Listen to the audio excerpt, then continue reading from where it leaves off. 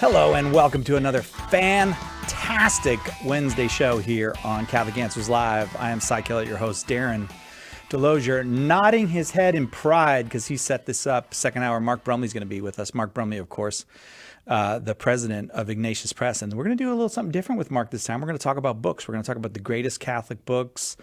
Maybe you can call in and talk about your favorite Catholic book. And we're also just going to talk about why reading and books in general are very, very, very, very, very important. And many books have been the cause of the salvation of souls. And we'll talk about that second hour. First hour, we have Father David McConey with us as our guest, and it's Ask a Priest. When it's Ask a Priest, you're welcome to call 888-318-7884. And whether you're Catholic or not, you can ask whatever question you feel is appropriate for a priest. The question you might have always wanted to ask a priest, like, I don't know, why do you wear those collars? Or something about the sacraments or about the Pope. Or very often on Ask a Priest, when we have the Ask a Priest episodes, people want to ask questions about their prayer life or their family life. All of that is welcome. As I said, our guest is Jesuit priest Father David McConey. He's a professor of historical theology at St. Louis University and director of the school's Catholic Studies Center. Censor. I'm going to slow down. He's also, I don't want to get, it's just so impressive. All this is just so impressive. It's hard to get it all out. He's the editor of the Homiletic and Pastoral Review. Come on, that's about as good as you can get. That's as high as you can get. Father David McConey, thank you for being with us. Cy, thanks again for having me on. Yeah, I'm sorry about fumbling over all the details of your life. There's a lot of words there. It's okay. It is a lot of word there. You're also a scholar of St. Augustine, right? That would be a fair thing to say. I am. Yeah, he's my go-to guy. But he's kind of the church's go-to guy in a lot of ways. I mean, I guess some. He is. He's got a lot to say. He left us a lot of words and a lot of foundational ideas that the church still uses as a source of truth. 888-318-7884, our number, by the way, if you want to talk with Father David McConey. It's Ask a Priest this hour, 888-318-7884. So let me just ask you a question about Augustine. Why do so many people have, I don't want this to be a negative question, but it is kind of a negative question. Some people will be like, Augustine is kind of anti-body, like he's... Oh, am I glitching on you? Did I glitch on you? You're glitching, yeah. Oh, yeah. I do that sometimes. I apologize. I'm talking sideways into the microphone, I think. The internet glitches. I just wanted to ask you about Augustine. The critique about him in us modern people, all we want to hear is about how good our body is and physical stuff. And a lot of people accuse Augustine of being kind of an anti-body kind of person. What do you say to them? Well, I say those people who haven't read him. Okay. He does have that reputation because he's associated with Platonic thought that the Greeks thought the body was bad, but no Christian can actually hold that position. And in fact, in the City of God, he calls his flesh his eternal friend. You have to remember that Augustine's last enemy in the church was a guy named Pelagius, who thought the human person could save him or herself on their own efforts. Okay. And during those years, Augustine really emphasized human depravity. Look how selfish you are. Look how needy you are. Look how envious, lustful, proud you are. And when we read only those snippets, which a lot of the later medievals did, that's the skewed Augustine that you get. I see. Sometimes we do. We're not defined by our interlocutors, but they do kind of set the terms sometimes of what the conversation is. They can. Yeah. Right. That's right. Again, but I would read Augustine's Confessions. I would read his homilies, especially around Christmas time. They're quite beautiful. And the regard that he has for the incarnation and its effects in our bodies and souls is monumental. No theologian in the Christian tradition, I think, surpasses him. 888-318-7884, the number. Okay, so here he is. The Roman Empire still extant in his time, although it's getting a little ill. It's weakening, yes. But do people know his greatness in his own time? Is he one of those people where they go, "Oh, yeah, this is the great teacher of our time," or is it later that people discover? No, it's a little bit of both. He is invited to the Council of Ephesus. By Cyril. He dies obviously before. The great teacher of their day, though, was probably Ambrose, Pope Leo, a guy named Peter Chrysologus, the Archbishop of Ravenna. These were the go-to guys that had authority. Augustine was Bishop of Hippo, a little town in today's Algeria. So he didn't have the cachet and the what would I say, ecclesial power the other clerics did, but people did go to him. He wrote over 400 letters. People sought out his advice from all over. Paulinus of Nola, for example, down in Italy. Some of the great theologians and saints reached out to Augustine for help. Again, our number 888-318-7884 line's just about full, however. Father, do you mind if we just head right to phone since we have so many calls already? Sure, let's do it. Father David Macconi, our guest. It's Ask a Priest. We start with in Bakersfield, California. Gabriel, listening on the Catholic Answers Live app. Gabriel, thanks for downloading the app onto your phone. Go ahead with your question for Father David Macconi. Hey, guys. Thanks for having me. Father, my question is short and hopefully simple. I was in conversation with this gentleman, and he mentioned to me that the Trinity is not biblical. And my response was, I really didn't know what to respond. So I was hoping you'd give me some guidance and a little bit of explanation on, how we stand on that. Sure, that's an important question. I hope you just made the sign of the cross over him.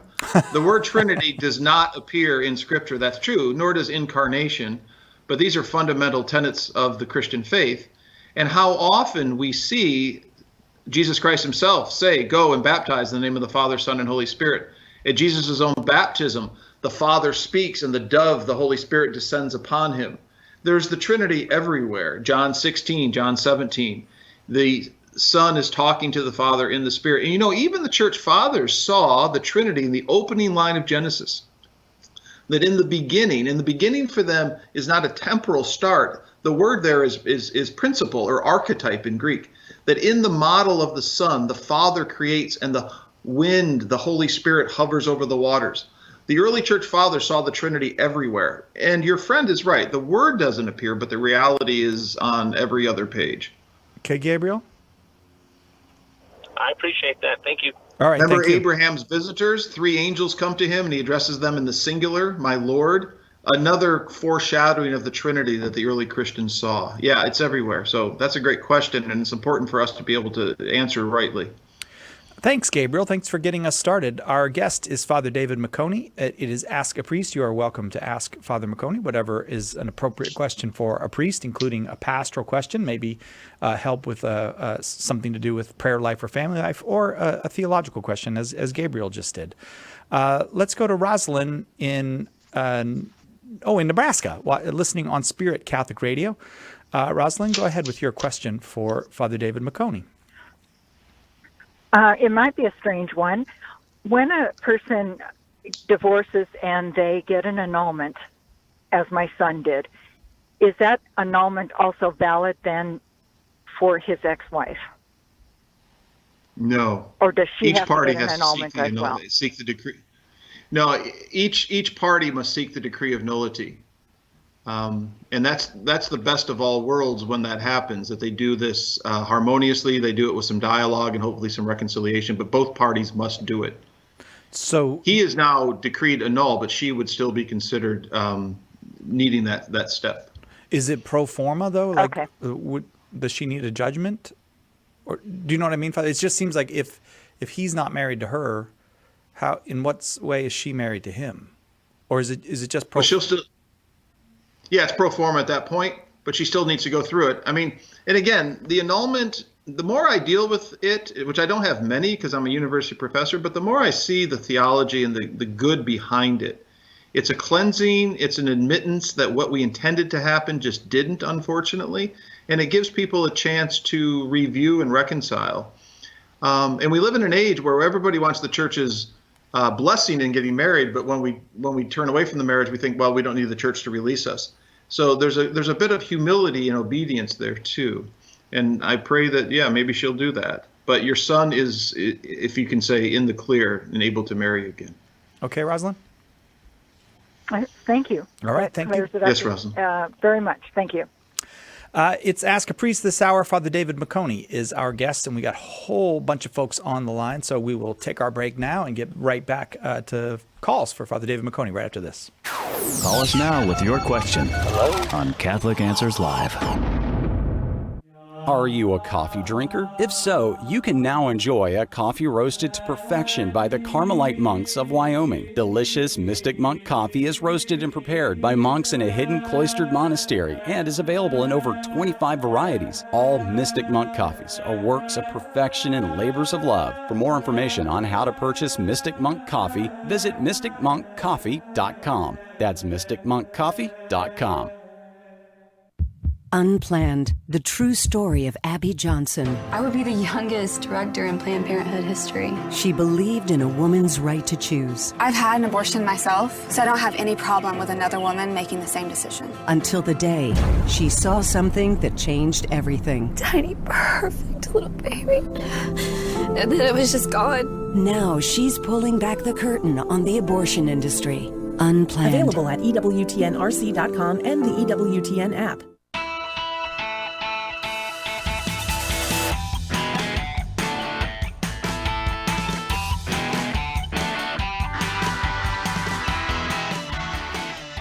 Welcome back to Catholic Answers Live. I'm Cy Kellett, your host, and we're always very pleased when Father David McConey joins us for the program. A scholar of St. Augustine at St. Louis University, the school's the director of the Catholic Studies Center at St. Louis University. Also, am I correct to say the founder, or was it founded before you got there, the Catholic Studies Center? Yeah, you could consider me the founder, I guess. Oh, okay. Well, I was very humble the way you said that. All right. Yeah. I'm going to consider you the founder. Got a lot of help. Okay, fair enough. Going to Ohio next, listening on Sirius XM satellite radio, EWTN channel 130. Judy, you are next with Father David McConey. Go ahead. Hi, Father. I am just wondering, as a communion distributor, what should be done when someone comes up to receive communion that you know is not a Catholic? Woo! Thanks for calling, Judy. Have a good day. No, that's a tough one. It's a tough one because you're right. Only Catholics in a state of grace should be receiving communion for the salvation of their souls, and those who aren't are, as Paul says himself, are eating condemnation upon themselves. The question is, maybe this person has entered since and you didn't know, or if it's somebody you do know, maybe you could whisper in their ear, you could become Catholic since we last talked. I mean, you could have that awkward pause, but that might be better in the communion line than giving someone communion that you know is not Catholic. Their thought process is, it's the Lord's table, because I've had the discussion, and their reasoning is it's the Lord's table, and the Lord's table is open to everyone. And well, it's not, honestly. Metaphysically, it's open to everyone, but practically speaking, I challenge my students, if they can find any author, theologian before 1500 who allows anyone to come to communion, I will give them an A for the course.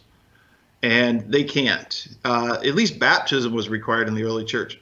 But also, read St. Ignatius of Antioch by the year 107. It's quite clear that you had to be in union with the bishop who represents Christ to be in union with the Christ on the table. So it's not just a free-for-all. And so a person with whom you've had a conversation that she or he says, I'm going to do this despite, then I would say I would offer some kind of gesture and send them on their way. That's actually, that bothers me that you would tell the person and they would ignore that. Judy, have you spoken to the pastor about this at all or no? No, I have not. But I think one of the things is we have someone at church who, when she sees this person, will go up to them and say, now remember, you're not allowed to receive communion here at Mass today. So that, because she says that, the person feels like, well, you're not going to tell me what I can and cannot do. That's what we want to do. We want a power struggle over the Lord's commandments. That's what we. Well, Judy, I think Father has given you the best help he can, and I'm sorry to hear that situation. That is, I don't know another word for that. That's obnoxious. Like, that's just not. It is, and behavior. It's not a right. And this is the world we live in. Everyone thinks they have a right to whatever, from existence to gender to salvation. It's just not that easy. This is why we receive communion, because we're invited. We don't demand. Yeah. Judy, thanks for the call. And those pesky people that pick the host out of your hand, they should be slapped too. Oh, you're in the line? Just for clarification, slap them in the line or later, Father? Well, oh, it's a metaphor. Oh, okay. All right. Fair enough. Did you, I just want to make sure everyone heard that. Father said it's a metaphor. He was not saying you should actually slap people in the communion line. Thanks, Judy. Sorry about that situation. Bill in Sacramento, California is next, listening on Catholic.com. Bill, go ahead with your question for Father David McConey. Hello, thank you. I was wondering if Hi, there's Bill. any work like in the Fathers or anything. Well, Father, if there's any work in the Fathers about, it sounds kind of stretching it, but if you have Protestants that won't accept, purgatory from 1 Corinthians 3 or something, can you at least convince them that there is such a thing as the temporal punishment due to sin? And I have an analogy that might clear up my question. Go ahead with your analogy, Bill. Say the analogy. So I injured my shin, and I've got a scar. And so usually I forget that I have the scar when I'm shaving, and then if I'm not paying attention, I nick myself because that scar is always there, even though God healed it. So it was my fault, but it wasn't a sin. But God healed my open wound, but now there's a scar left. Bill, I like your analogy. I just want to make sure that I know what you're asking, Father. It's about how to talk to a Protestant person about temporal punishment, not necessarily talking about purgatory or trying to prove purgatory, but just trying to convince them that there is temporal punishment due for sin. Is that correct? Yeah. Okay, Father? Well, I thought Bill's question was also about the early church, and I do know at Catholic.com there are great tracts and on lists of the early church fathers, everyone from the Acts of Paul and Thecla to the martyrdom of Perpetua and Felicity. The early church had a very serious regard and ritual for praying for the dead, knowing that when we leave this earth, that we are still in need of purification because most of us will not die perfectly, and who would want to spend eternity imperfectly? So you're right, 1 Corinthians 3, 2 Maccabees, of course, chapter 12, if the people are open to reading that.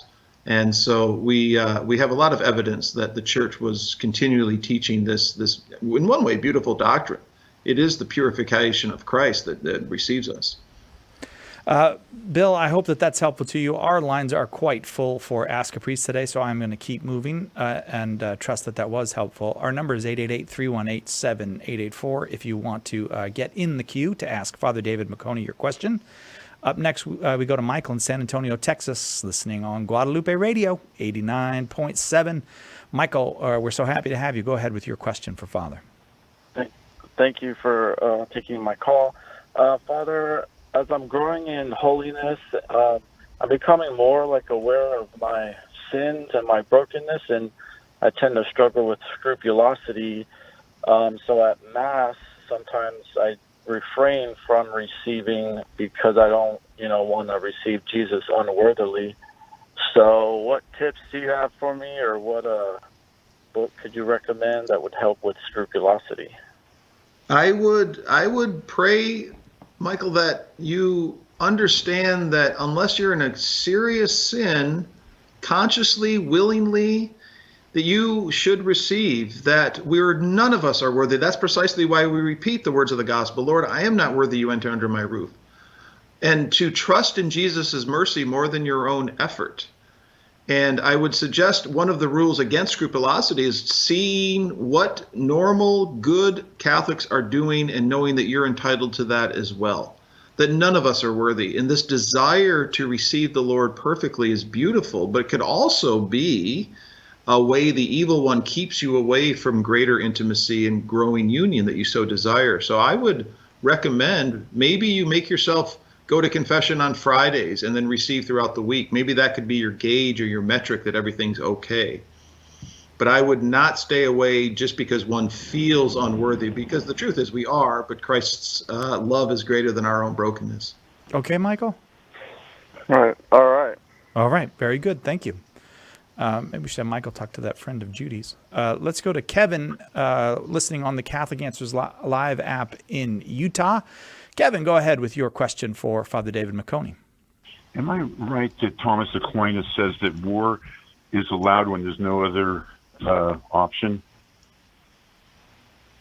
Work? War. Hello? War is. Oh, war. Yeah. Yes. There are certain requirements. Actually, going back to St. Augustine for the just war theory, it has to be, you're right, but one of the factors is basically last option. You have to try negotiations first. You have to try other things. It has to be a response to an evil done, and it has to be in proportion to the evil done, and it has to be discriminatory. You can't just go kill everyone. You have to. Here's discrimination is a good thing. You choose between the soldier and the layperson. But yes, one of the factors of Catholic just war theory is last option. Oh, okay. Hello. So if the church does never prohibit surrender, then there's always another option to war. And Thomas Aquinas' theory has nothing but holes in it. Well, surrender is an option. Yeah, no, that's what he's saying. If surrender is always an option, then war is never a last resort. You always could have surrendered. It's prohibited. But yes, I think Thomas Aquinas' theory has nothing but holes in it. Well, let's let Father explain. Well, war isn't always wrong, right? War is sometimes a virtuous thing. Well, for example, like when you're defending the innocent, like if the innocent were going to be harmed grievously or even killed, and you were doing war, surrender is not really an option. Is it, Kevin? When does the church prohibit surrender? Period. Answer the question. There's no answer because the answer. No, we would prohibit surrender if you were to protect. No, it's not. If you were to protect an innocent life and you surrendered out of fear for your own life, you would be sinning. You have the right and the demand to take care of the innocent and to protect those who are behind you. A country would err if it didn't go to war for those reasons. And Kevin, we don't usually do that, but we put you on hold just so that Father could answer the question. And I do want to give you air because I think your general thrust towards the church and Christ himself being very much against war is a good thrust. And I don't want to cut that off. But do you accept or not accept Father's answer that you can't surrender if there's someone that requires being defended? Okay, is that the church's position then? Then that means war is always an option. Because war is going to kill innocent people, period, always. That generally speaking, that's true, yeah. Right. Act against, no, but that that's is probably... always true. Sorry, I'm sorry, but just because of the yelling, I got to put you on hold, Kevin. And I know that seems impolite, but I got to let Father answer. So go ahead, Father. Well, yeah. I mean, that's never a good thing. And is it always the double effect that civilians may lose? Yeah, maybe, but it's not necessary. And it's certainly not something the church aims for or condones. I'm going to try one more time, Kevin. I'm not at least offended by your passion. I'm just trying to keep the yelling down. And where an innocent did not die. There's no such thing. Oh, there's no such thing as a war where an innocent person didn't die. Well, of course that's true. Okay. Name the war. Name the war. No, we're saying okay, Kevin. We're agreeing with you. Like okay, like that. I'm not going to try to find. And I have another point. Oh, sorry. To ponder. Go ahead. What do you do to a Catholic that pilots a jet and he's told to drop a bomb that's going to melt the Vatican? Yes. Okay. That's all right. Again, there's two aspects to just war theory. One of them includes committing unjust acts in the context of war. Did you want to talk about a little bit about that? Right. I didn't understand about. Well, this is a new thing. Kevin added this. So, what about the use of a nuclear bomb on a city, say like Rome or the Vatican? Yeah, I don't think that is. That violates the principle of discrimination. That you cannot just willy-nilly carpet bomb and drop a nuclear weapon on a city to make a point or to even bring the war to an end. And I don't know if Pius XII ever condemned the nuclear bombs, but I know later popes have. Kevin, I think you talked to the perfect guy about this because it really is Augustine who gave us much of what we would now call the just war theory. I often feel like when I hear these generals or presidents or whatnot talking about proportionality or the protecting civilians and all, I think, well, they're all basically quoting Augustine. Yeah. Is that right? I mean, it's an unfortunate thing. War is never welcomed, but it's sometimes necessary and I would say sometimes noble to protect those Chesterton says a soldier is great, not because he hates what's in front of him, because he loves what's behind him. There's got to be a good Chesterton quote for just about everything. That's a really good one. But Kevin, again, I want to apologize. I did keep interrupting you, but only for civility's sake. And there's no way in which you can construe the Catholic Church or Christian teaching as pro-war. And I want to support you in that. I don't at all want to deny that or alienate you from the church over that. But the church does understand that the soldier is very often a person of charity who risks his or her own life in the defense of other people. And so long as things are done proportionally and with justice, sometimes war is in fact necessary, as horrible as that is. But you're welcome to call anytime, Kevin. You're always welcome here, and thank you for the peace reminder. We'll take a quick break, be right back with more Ask a Priest with Father David McConey. We're here for you. Call now. Catholic Answers Live.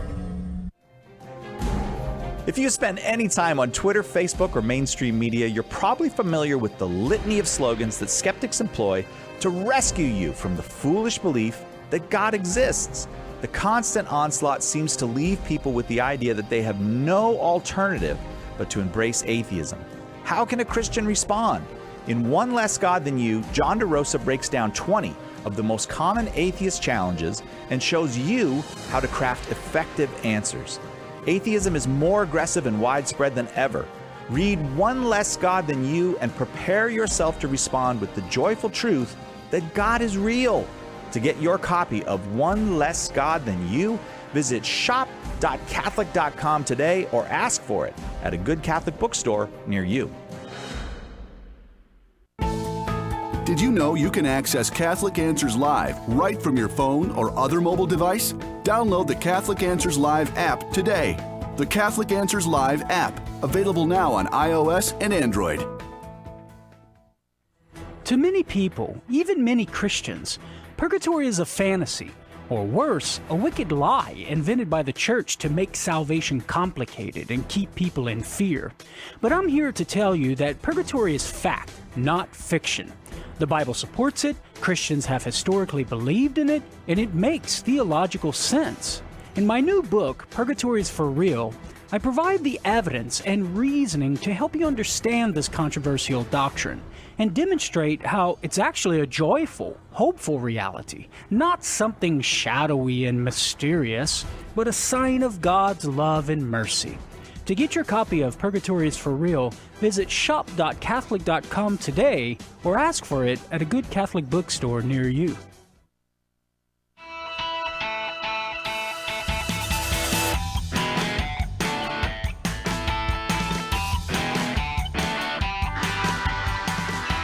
Welcome back to Catholic Answers Live, where your questions are welcome. They really are. 888-318-7884. If you'd like to ask a priest, this hour is for you. Next hour, we're going to talk about books, most especially Catholic books, and we'll even do a little bit of conversation about how books were invented by the Catholic Church. You're like, no, they weren't. You show up second hour. We're going to talk about that. That'll be with Mark Brumley, the bookman himself. He's the head of Ignatius Press. Right now, Father David McConey is our guest.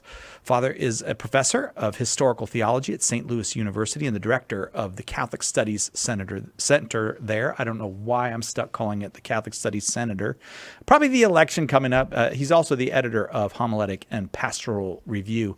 Your questions welcome. 888-318-7884. Next question comes from Sydney, Australia. Sean in Sydney, Australia. You with us, Sean? Yeah, g'day, mate. How's it going? G'day, mate. It's going very, very well. Thank you. Hey, Sean. George. Morning, Father.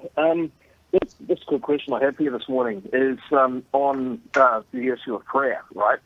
Sometimes I'll hear someone say, I prayed to God about a particular issue and it didn't work, or he didn't answer my prayer, or something along those lines. And I'm like, yeah, what, maybe? My question really is, what does it look like when prayer, quote, works, end quote? I mean, because I don't believe God's some kind of cosmic vending machine. No, fair enough, Sean. But you asked a Jesuit, and they know about prayer because of their founder, Ignatius Loyola. So what does it mean when prayer, quote, works, Father? Well, what is the object of prayer? Ultimately, the object of prayer is union and growing in second person intimacy with the Lord. And it is good and right that we state our desires. It is good and right that we have a prayer list of people we pray for and intentions we hope is answered. But ultimately, every saint ends the prayer with, "But thy will be done." And the one thing that we know God wills is the salvation of all. How we get there, well, sometimes that prayer seems like it's answered. Other times it doesn't seem like he's listening.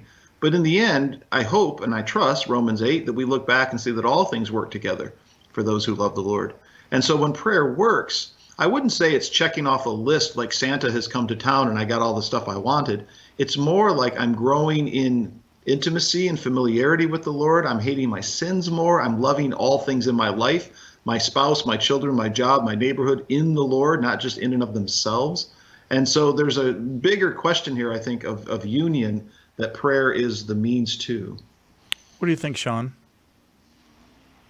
Yeah, so it's more like as in, it's not so much, hey, I prayed 2 decades of the rosary and to get this particular thing happen. It's more about basically the objective being to transform me to align myself more along with what God's will is and to be able to peacefully accept stuff in life, I suppose. I have to say, I missed some of that, but did you get it all, Father? Well, I think praying the rosary is a really good sign that your prayer is, quote, working, because you're sitting with the person who loved Jesus Christ the most, and through her eyes, you're seeing the main events of his life. And the more we do that, the more we become familiar with how God speaks to us, and oftentimes how God speaks to us through Mother Mary. And so the more you pray that rosary, the more you sit there in that kind of stillness, the more you will be acclimated to how God speaks to you. And that's a really good way of checking how prayer works. Sean, thank you for the call from Australia. We're always happy to hear from our friends in Australia. The number here is 888-318-7884. I don't actually know why I'm giving out because every line is full for Ask a Priest right now, but maybe I'm giving it out because they will empty out as we're having this conversation. Father David McConey is our guest in Ohio. Timothy, listening on Catholic.com, is next. Hi, Timothy. Hey. Go ahead with your question for Father Timothy. Hi, Timothy. All right, thank you. So I'm currently in RCA. I've been in RCA for probably about a month and a half. So great. And I think I understand the church's teaching on justification, as in like in how it relates to like faith and works. I think I do, but I was wondering if I could explain how I perceive it, and then have you correct me if I'm going heretical or something. No, please do. This is good. So I'm currently understanding it as in that it's that initial, I guess what you would call being initially justified is completely a work of God. You know what I mean? No prior faith or works can merit that. That is God working in you, but there truly is we truly do have to assent to it. Initial justification is not works. Okay, but then justification is different than the evangelical understanding, as in it's not just an initial point in time. It is an initial point in time, but it's also lifelong. So the works, when the church talks about being justified by works, it's not justification as in like forgiveness of sins. It's justification as in growing in righteousness for the rest of your life. Is that correct, or is that wrong? No, I think that's right. So in Thomistic language, St. Thomas Aquinas, that first moment that you're talking about is called operative grace, because God is going to operate on you. But thereafter, as you so rightly say, the Aquinas' term is cooperative grace, because now God hasn't reduced you to a puppet or to some kind of automaton. God is now offering you the grace for you to do works which enlarge your capacity to receive more and more grace. So you never merit anything, really. What you do is, by living the Christian life, are enlarging in your hearts for more and more of that indwelling of the Holy Spirit to take life. Does that make sense? I think we're saying the same thing, maybe just in different terms, but I think you're right. So if we're enlarging our heart to receive more grace, or to be more receptive of God, I guess this is the still Protestant influence speaking in me.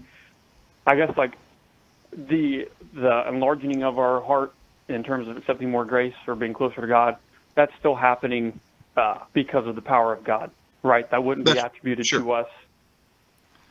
Well, it's attributed to you insofar as that you're allowing God to do it. So here's an analogy. I buy someone a gift card.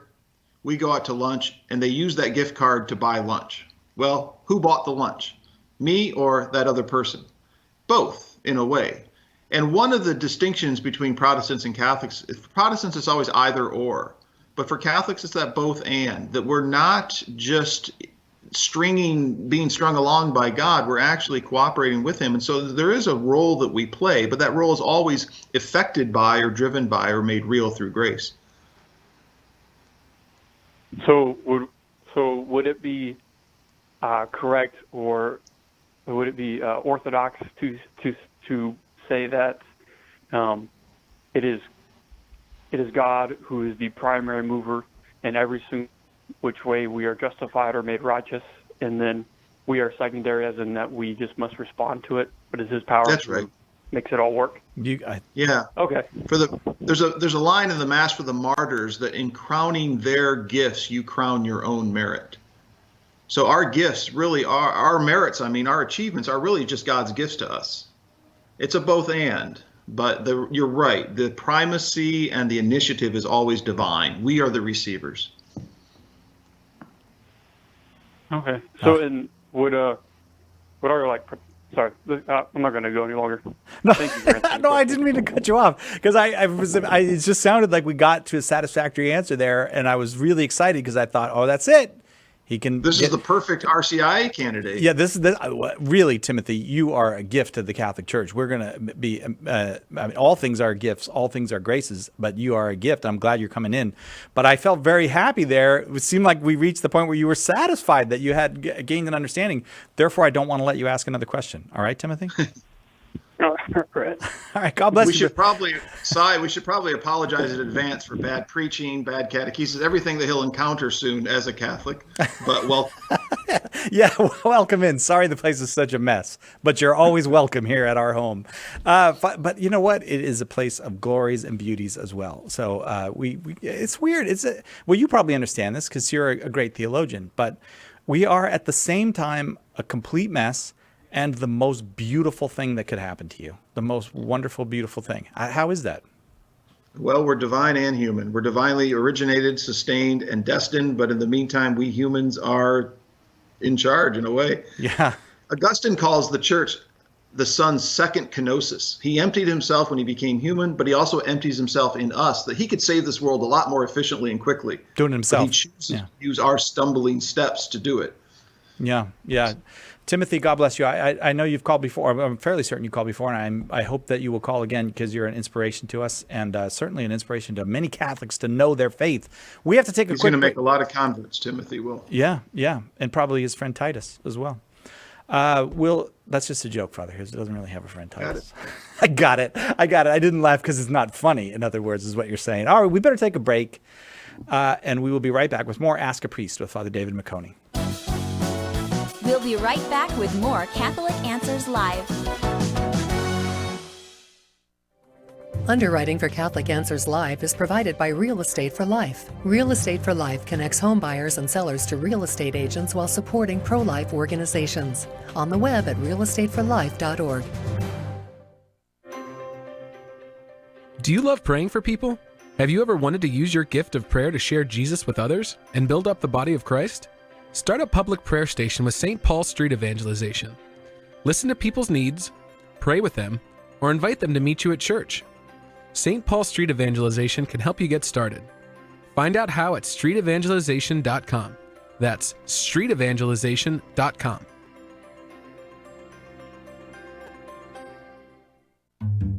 He was a doctor of the church and one of the most famous saints of all time. Matthew Bunson and the Doctors of the Church. St. Augustine is honored for his immense contributions to theology, but he balanced his genius with humility. He once declared, "It was pride that changed angels into devils. It is humility that makes men as angels." He died in 461. For more about the Doctors of the Church, visit doctorsofthechurch.com.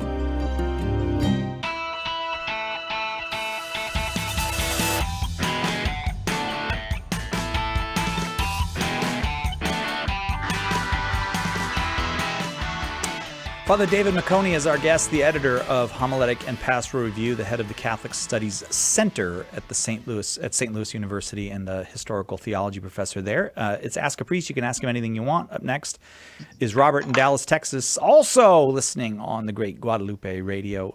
Robert, you there with us? Yeah, hello? Hello. Go ahead with your question. Hello, Robert. For Father. Hey, you might remember Bobby Mixa, Father. But I got a question for you about St. Augustine, because I know you're the Augustine scholar. I'm a little unclear on Augustine, on his thoughts on predestination. A lot of people are kind of beating him up on that. So I thought maybe you could clarify that for me. Well, excuse me. Augustine, in one way, he'll write very beautifully to other theologians about God's foreknowledge, and that God is never surprised by who's in heaven. That's one way to put it. But he will preach to the people that if you want to be a saint, I did a word search once to see how many times he uses this phrase, but if you wish to be holy, here's what we do. And so in one way, he does understand, he has a theory of predestination that understands God knows who's where. But in another way, we don't. And so the grace is offered to each of us in his preaching that we can choose to go to heaven or hell. And he has a great line in one of his sermons that the God who had to create you without you chooses not to save you without you. That he does put a lot of the ability to us to receive grace on our end. So it's a predestination that doesn't really affect our actions or freedom because we don't know what God knows. And Augustine is one of the first theologians to really wrestle with God's being above time. God doesn't know what you're going to do. God just knows in the now. And so, that's my initial answer, Mr. Mixa. You happy with the initial answer? Is this different than... Yeah, I'm happy with that. But, like, getting into the Reformation and their reading of Augustine on this, what's the difference? The difference between the Reformers' understanding and Augustine? Yeah, say like Calvin. Certainly a double like predestination. Yeah. This is a sticky point. Augustine does have a few lines that offer that, but boy, if you read the more comprehensive stuff on his eschatology, like the City of God, it doesn't seem to be the case that God creates people for the sake of damnation. But that is one of the later kind of aberrations, I think, of Augustine's thought. He's not always clear. He didn't have to defend it because I don't think he really held it. But people do lift those lines like Calvin did. Robert, I got to move on to people whose questions I understand. Yeah, okay? no, thank you. All right, yeah, thank you. Appreciate it. Thank you very much. God bless you, brother. Let's go to Ashley in Sioux City, Iowa, listening on 88.1 FM. Ashley, go ahead with your question for Father David Maccone. Hi, Ashley in Sioux City, Iowa. Go ahead, Ashley. Hello? Oh, yep. Hi, Ashley. Hi. Yes, I was just wondering if, I don't know if you can speculate, I guess, but if everyone kind of experiences purgatory minus like the saints and the martyrs, like if we're all kind of cleansed from our attachment from sins, if that's kind of the norm, or, if you could just speak on that, please. The norm for whom? That's what purgatory's aim is, right? To purify us from things that keep us from receiving divinity in its fullness. Is that what you mean? Right. Like I hear a lot of people say, like, they just assume, like, automatic entrance into heaven, don't pass go. And I guess I always thought, like, I envision myself, even though I'm following the Catholic Church's teaching and being a true disciple, I still feel like I would still go to purgatory first to be fully cleansed of any attachment to sins. Like, it wouldn't be like a direct to heaven, other than like if you're a saint or a martyr, like that's a direct ticket. But does that make sense? Yeah, maybe it is, maybe it isn't. I mean, the one person we know didn't need purgatory was Our Lady. That's what the Assumption symbolizes, because the divorce between body and soul is a result of sin. So if someone didn't sin, she wouldn't have to undergo that separation. So the bodily assumption makes sense. Who knows how long purgatory lasts for a saint or a martyr? And I think during this month of November, when we remember the dead, maybe a good read for all of our listeners would be Spe Salvi. Saved by Hope by Pope Benedict Emeritus XVI. He has a great section in there in the 60s, section 60s and so on, about purgatory being the flame of Christ. It's not a punishment, it's a purification, it's a catharsis.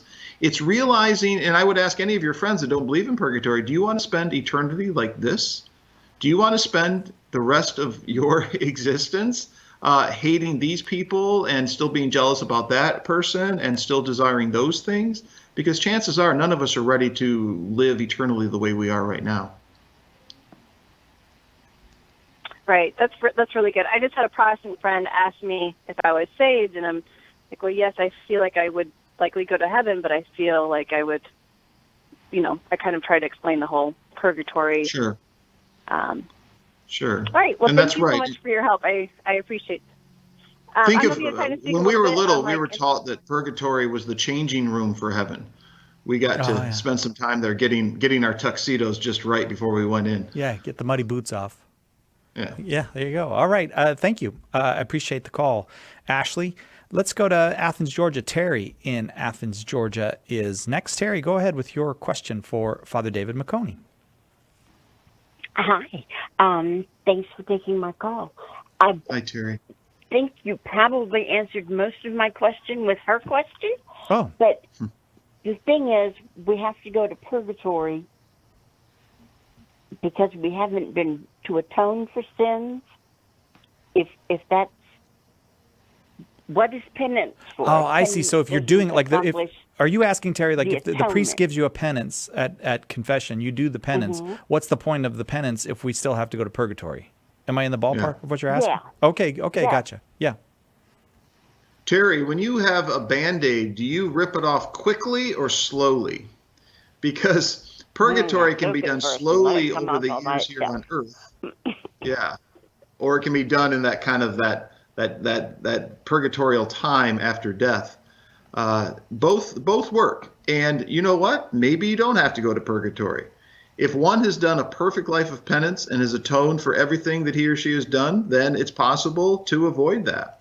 It's unlikely, I would say, because we are such enigmatic creatures with so many layers of doubt and wonder and all the sins that mark us. But it is possible that a holy woman like yourself might avoid it. Go for it, Terry. I hope you make it. And pray for us Zion, when you get there. We'll probably have a special room. I think they're building a wing for me, Father.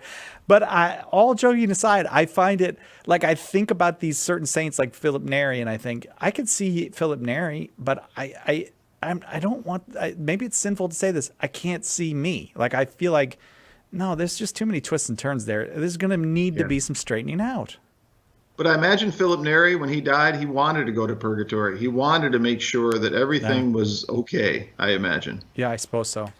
Thanks. Appreciate the question, Terry. Let's go to North Texas now. Pat, listening on the EWTN app. Pat, please go ahead with your question for Father David McConey. Thanks. This question has been bothering me for some time. Anyway, do we mention Pontius Pilate in the Nicene Creed for historical context, or is there some other reason? That's a great question. The Latin is sub. We mentioned him for historical context. We don't say crucified by Pontius Pilate, but under, for that historical contextualization. That's right. So it puts it in the timeline. It's not Right. that he's a very important person. Okay, thank you. Right. Oh, could we get a petition going to get him out of there, though? I mean, Well, Cy, didn't you think Pontius Pilates was an exercise routine? I did. I was confused about that for a while, Yeah, and I I do thought not so. like any talk about exercise, especially not at church when I'm trying to be at peace. Pat, thanks very much for the question. Look, I have a question for you from our good friend Valerie Staples, who is asking because this question has been asked of her. And now, where did it go? Did somebody take my question from Valerie away? Oh, I had it. Okay, I got to go to Facebook and find it. All right, I'm going to let you go a caller, and then I'm going to get to Valerie's question. Let's put a caller on here. We've got Edward in Hollywood, Florida, watching on YouTube Live. Thanks for joining us on YouTube, Edward.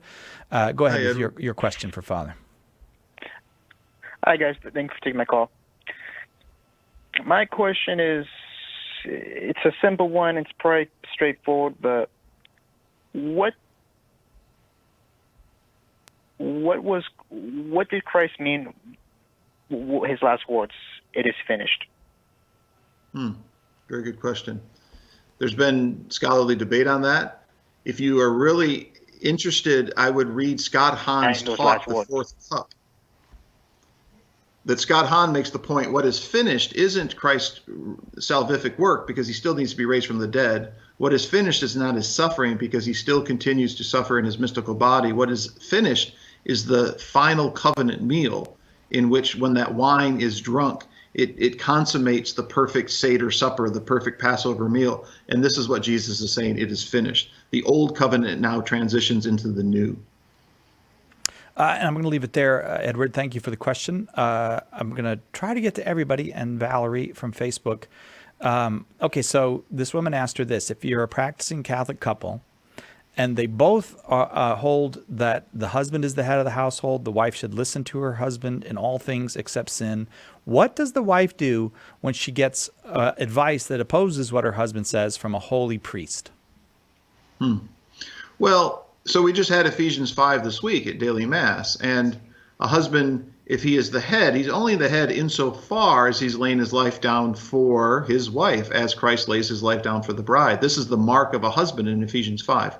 So if he is in fact Christ-like, he will be able to listen to that advice of the priest, and together, I would say, they discuss what is right. They may go back to the priest, but a priest isn't always correct, I think, as the last 50 minutes have shown.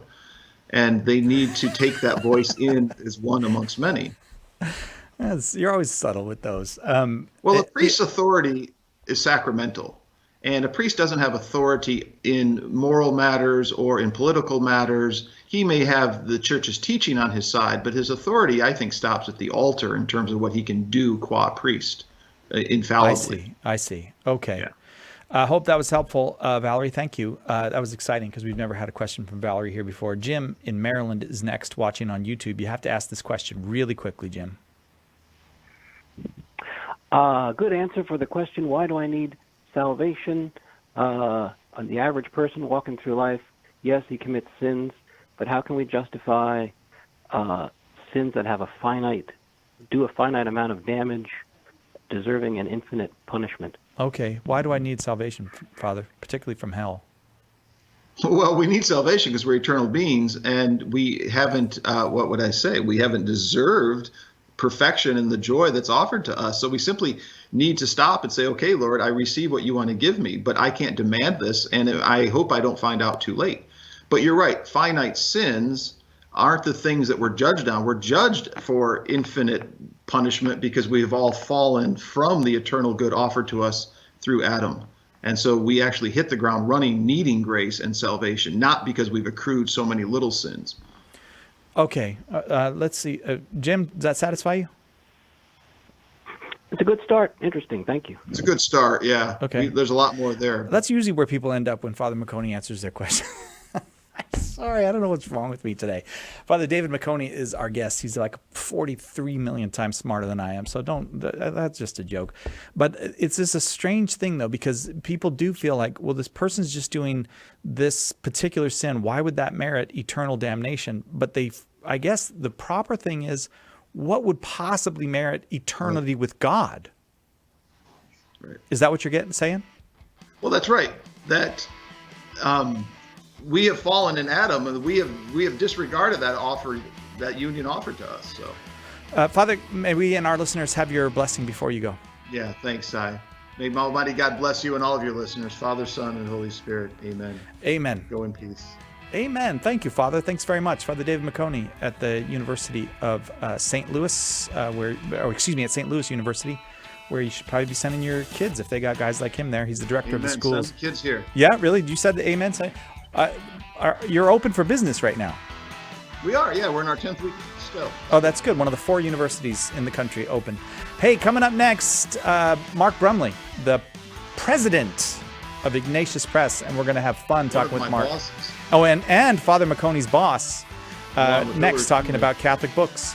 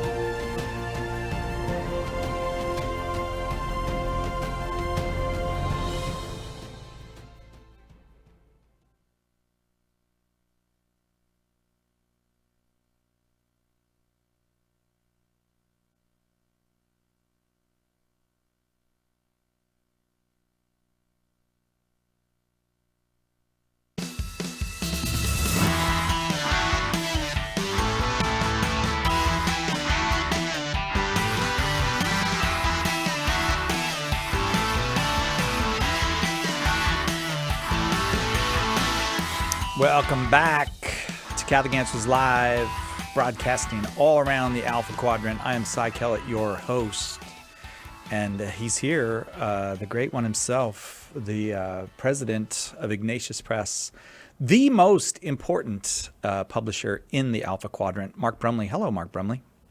Hello to you, sir. You're looking so good. Thank you. You said that to me before. Thank you for lying. I appreciate the lie. lie. Man, you're looking great. I appreciate it. Well, I'm still upright. And your most troublesome employee, Father David McConey, was on with us the previous hour. So hello to you from Father David McConey. He's awesome. Okay, so you have books. You got just stacks of books behind you. You're the head of a company that publishes, I don't know, upwards of 10, 11 books a year. How many do you publish? How many do you actually publish a year? 40 to 60. 40 to 60 and then books. That's not counting reprints, of course. We've got tons of reprints. So I want to start by asking you this. I mean, you're a convert to the Catholic faith. My personal favorite convert. And I don't say that. Do not say that to Tim or Jimmy or Trent. So you're a convert. Wow. That's all right. I say the same to them when you're not around. Here we are at Catholic Answers Live talking about books. Books are actually central. They play a central part in our Catholic faith, and they have a special role in the life of a human being in general. What is it about them? Why are they so important, essential, special, especially to a Catholic? Well, books are a way to remember. I mean, they're a way of transmitting and part of tradition and all of that, But I'm going to say, people sometimes say, well, books are not all that important. I mean, you read literary people, they're great for you, but they're not really all that important. But stop and think about the fact that God wrote a book. God wrote a book. So books have to be pretty important if God took the time to write a book. And he didn't just write a book. He wrote it over a long period of time. And he collaborated with human beings. And, of course, it's the book of books. It's called the Bible, right? So God chose to reveal himself in human history, the creator of the universe, make himself known. He did that through various deeds and words throughout history. But these things were written down in a book. And not just written down by some, schmoes somewhere, but divinely inspired in the writing. So books are very, very important. They're at the heart of Christianity and Judaism, Islam, different ways, especially with respect to Islam. But, Christianity, we have the Bible. It's at the heart of our faith. And human history. I mean, the fact of the matter is the invention of writing, the invention of the book, moving from, writing on scrolls and then to the book form, the codex as they call it, tremendously important. And of course the printing press, which makes books widely and relatively inexpensively available to everybody, just revolutionized human existence. So books are important. They're very important. They connect us to the past, they prepare us for the future, and they help interpret our present. 888-318-7884 if you'd like to get in on our conversation with Mark Brumley about books and about the relationship between books and the Catholic life. I'm going to make a confession to you, Mark, and then I want to ask you about books in your life. And my confession to you is this, and I am not sure if it's because I'm getting older or if it's because of the invention of the cell phone, but I'm finding it harder to read books in recent years, to finish the book, I'm reading a wonderful book right now, but even as I'm reading it, I have this anxiety. Am I really going to finish this? It's about Crown Prince Karl, Blessed Karl of Austria. And I want to finish it. It's just a great book, but I don't trust myself anymore. Do you think, I don't think I'm the only one either. I think a lot of people are having trouble reading. I think you're right. I have some ideas about that, not completely, homegrown ideas, the things I've read. About that. I'll say this. People ask me sometimes, do you have trouble reading? How do you find time to read and all of that? I'll say, generally, I don't have trouble reading. I find time to read. Part of it is my job, but part of it is a passion and a love. And part of it is a result of discipline. Okay. But I'm going to say, from time to time, when I've done a lot of internet activity, I will often find it difficult to focus my attention in reading. And I think I think there's science behind that the things that we do with our brain that are involved in the internet, especially with social media or texting or things of that sort. Twitter is just a disaster for this. Not saying don't use Twitter, but I'm just saying just be aware that kind of stimulation that we get through the interaction of social media, especially, and the internet, I think it tends to make it difficult to get the same kind of beneficial feedback in reading books that we used to.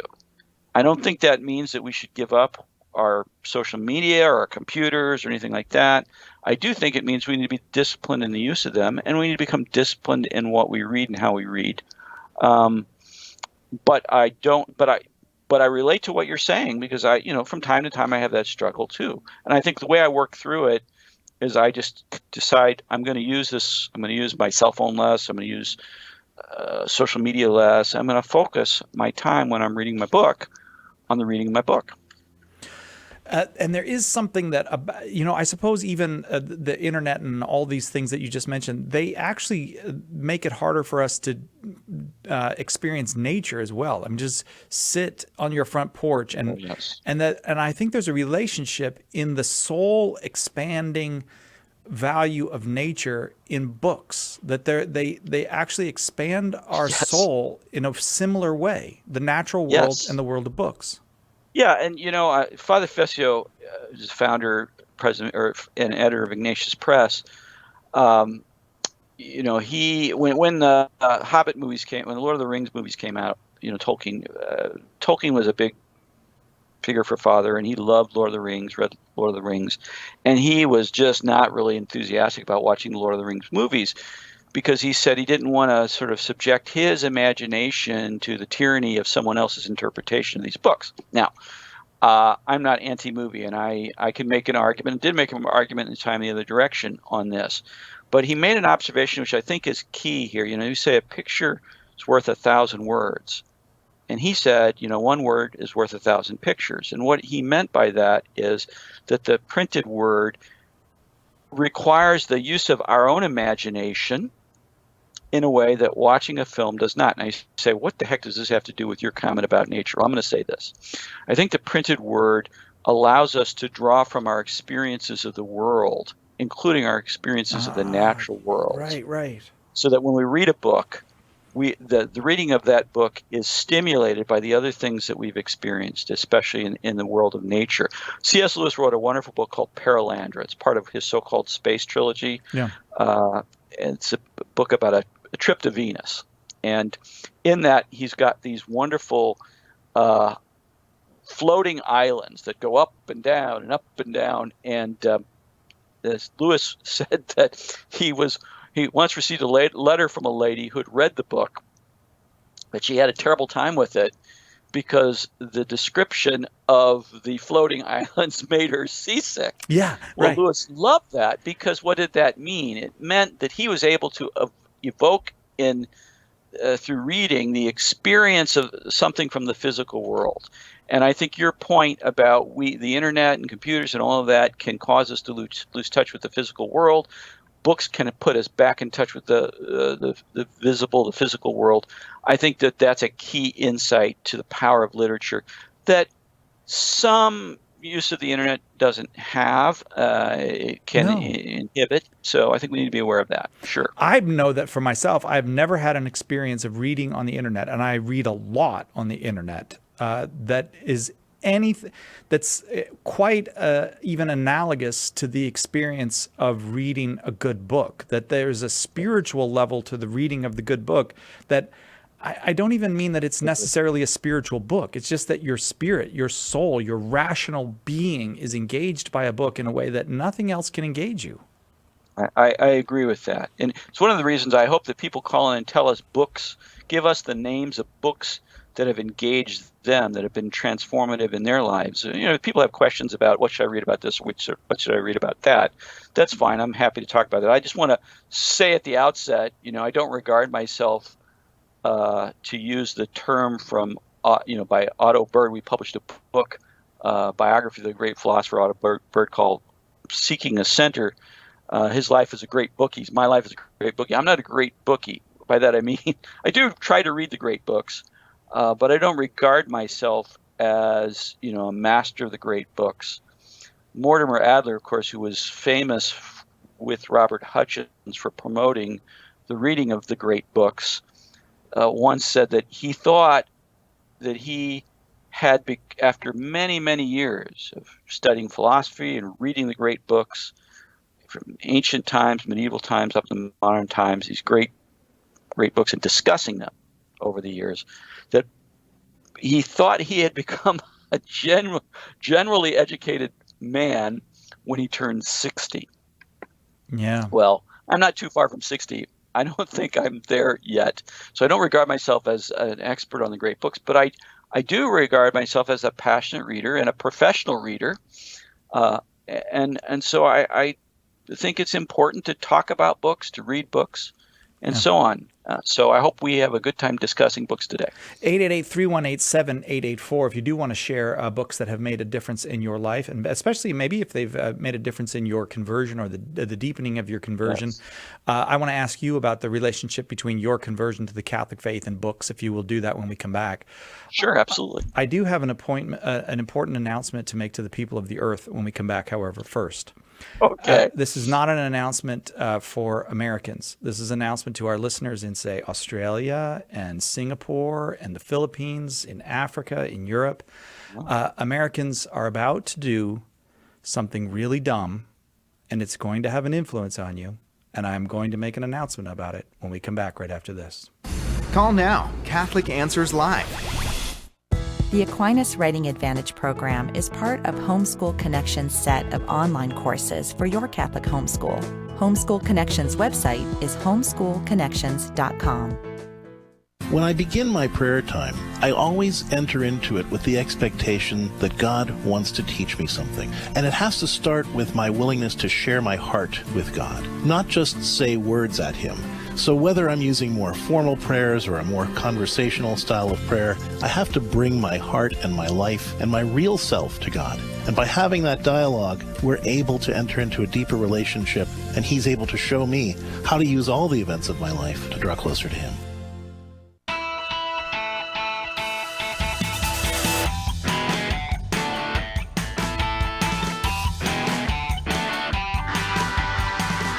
Welcome back to Catholic Answers Live. I have to make my announcement to the people of the earth first about something dumb that Americans are about to do, and that will impact you if you are a listener of this show, and then we will get back to books with Mark Brumley. On Saturday evenings, Americans will do that dumb thing they do every year. We're going to set our clocks back 1 hour. So if you are listening around the world in a place where they sensibly do not change their clocks twice a year, that means you're going to have to listen at a different time. So if you're in Sydney, we're not going to be on it. I'm not even going to try to guess what hour we're on or which direction it goes. I cannot figure it out. That's why I think it's a dumb thing to do. But I do want to warn you, if you're say you're listening in the United Kingdom now, or Nigeria, or anywhere in Asia, or you're anywhere else on Earth, we're going to change our clocks on Saturday night. And so on Monday, when you come back to listen, we'll be on, I don't know what direction it goes, ahead or back or something like that, but it's going to be an hour different. And if you can't guess, I'm really against this changing of the clocks. Mark Brumley. Really? Is this official Catholic Answers policy? This is official teaching of the church, I believe. You're not. No, it's not. It is not official church teaching. Infallible. It's definition just of dogma, right? Common sense. Why are we changing the clocks all the time? We're just upsetting ourselves. I think it's bothering the animals. I don't think they like it. Our lights come on earlier in the morning. They're very confused by this. So I apologize to all of our listeners in sensible countries, but in America, we change our clocks, and so it'll be different on Monday. Mark Brumley, tell us a little bit about the role that books played in your conversion to the Christian faith and to the Catholic faith. Huge role. I have to say, I grew up, people have heard this before, listening to the show on a regular basis. I grew up a South St. Louis unaffiliated theist, and I used to be a nun. Many people don't know that. people say, hey, you used to be a nun? Wow, gee, you wound up in the right place. You're in the Bay Area, right? And I say, no, not an N-U-N, but an N-O-N-E. I was a none of the above, unaffiliated with any particular religion. My parents believed in God and raised me to believe in God, but I didn't have any, we were unchurched. We were what we nowadays call unchurched, right? But I was interested in spiritual things, and partly through the influence of my parents, but also through the influence of 3 sisters who lived up the street, older sisters. They were, one was a widow, and the other 2 had been single. One had been a nun. She'd been in the convent, was out of the convent. And the other just was a single lady, and they taught school. And so they exposed me to a wonderful world of books, and books about religion. And they gave me my first Bible. I got today's English version of the New Testament from them, and I read that, loved it. But the thing is, so as I was trying to come to understand who Jesus was, I watched televangelists and people like that and talked to friends. But the book that was, this is in many ways ironic, but, if God can use Balaam's ass, he could use this book. And he did use this book. The book that really helped me find Christ and at least understand who Jesus was a book called Late Great Planet Earth by Hal Lindsey. Oh my gosh. That book drove me crazy back in the 80s. I was so scared. So what this is Hal Lindsey was a Protestant evangelical. I think he's still alive. Very old guy if he's still alive. But he had a conversion experience, come to Christ, and he was very influenced by what's called dispensational theology, which was a way of interpreting Bible, and he was very influenced by Bible prophecy, so-called Bible prophecy, which is a way of understanding the Bible, taking passages of Scripture that either are prophetic or are interpreted as being prophetic, and using them as ways of interpreting what's going on in the world around us. In Late Great Planet Earth, but as you can tell by the title, it was about the end of the world. The end of the world's coming soon, and Lindsey purported to take Scripture and interpret it and apply it to world events. And this was after the Arab-Israeli conflicts of '68, and I think before '72. But at any rate, But the thing about this book, and he pushed the rapture the big way. Jesus is coming again. He's going to take all true believers out of the world and all that sort of thing. That fascinated me. But I would say apart from all this Bible prophecy stuff, the thing it did is help explain the gospel to me. Who Jesus was, how Jesus died for my sins. I mean, I'd heard these things being an American young person, in the 60s and 70s, and watching televangelists and, Billy Graham and all that. But it didn't really click for me until I read that book. And so I asked Jesus to be my personal Lord and Savior, and had a conversion experience to Christianity. And that book was pivotal. But with respect to my growth in Christian faith, was C.S. Lewis. He was the man.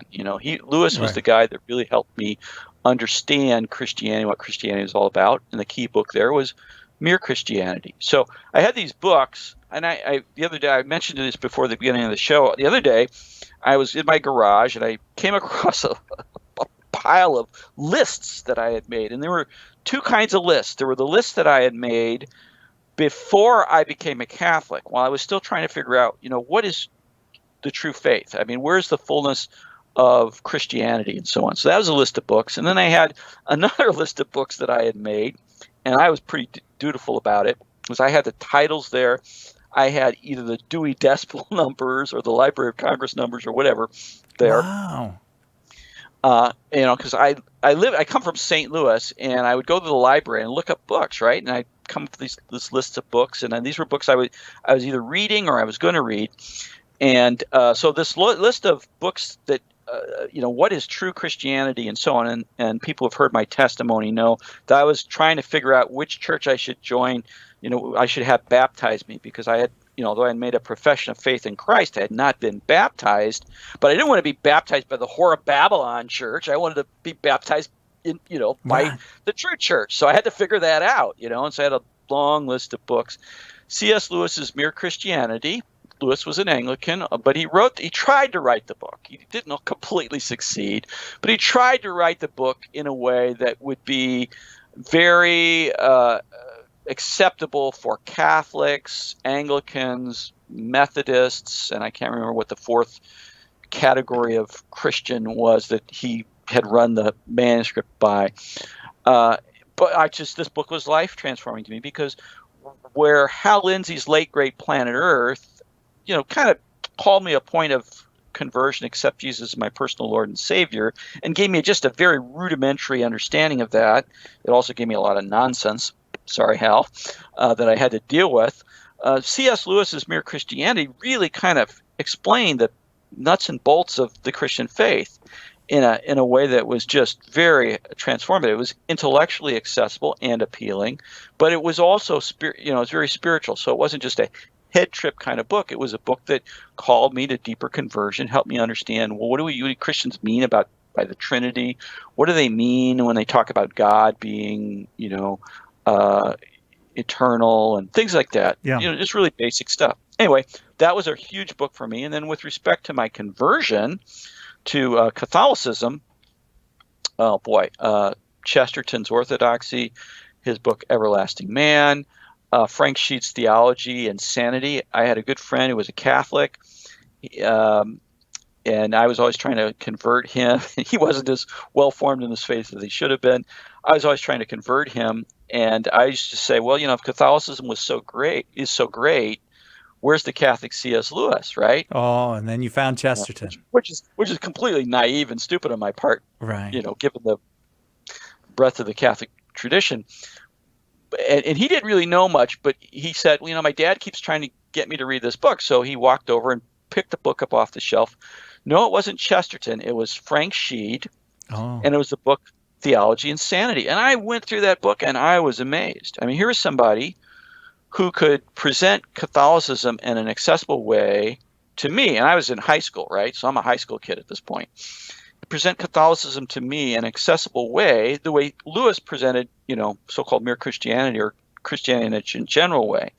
And so that book was hugely successful. So, and I started reading Chesterton, by the way, through Lewis, because Lewis would refer to Chesterton. So I read Orthodoxy, Everlasting Man. I read Frank Sheed's Theology and Sanity, a key book for me. I read Ronald Knox's Belief of Catholics, which I thought was absolutely crazy. Reasons I won't go into. Anyway, so long and short of it, I had these two lists.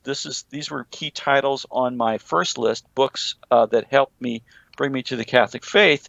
And I remember, so this is in the mid to late 1970s, and some of these books were hard to come by, right? So I'd go to used bookstores, and I began to think, well, what's going on? I can't get these books anywhere.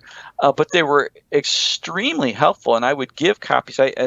Another book I didn't mention was a book by Karl Adam, whom I called Karl Adam at the time, but Karl Adam, a German theologian, was called The Spirit of Catholicism. And that book just knocked my socks off, because it kind of made a biblical case for the Catholic Church. And this is, at a time when I didn't know any evangelical converts. The only one I knew had converted, and he really wasn't talking much about his conversion and certainly hadn't written a book, was John Michael Talbot, who was an evangelical Christian musician who had had a conversion experience and had become a Catholic in the process. And that was it. I didn't know anybody else was making that trip. There was no one else. So I couldn't go read Rome Sweet Home by Scott Hahn because it didn't exist. Now, Peter Kreeft had been a convert. He was a convert from evangelicalism, but I didn't know of him, and he really wasn't writing books of the kind of books he came to write later on. Yeah. So that's what Mark, listening to your story, it puts me in the mind of that a kind of almost an image of various conversations going on. And there's the kind of surface conversation that our culture has, and we wage that conversation through pop culture, movies, and radio programs, and television shows and magazines. But the conversation, like Hal Lindsey was your entry into a conversation that's on a much deeper level than the general conversation. It's like going into another room, and it almost.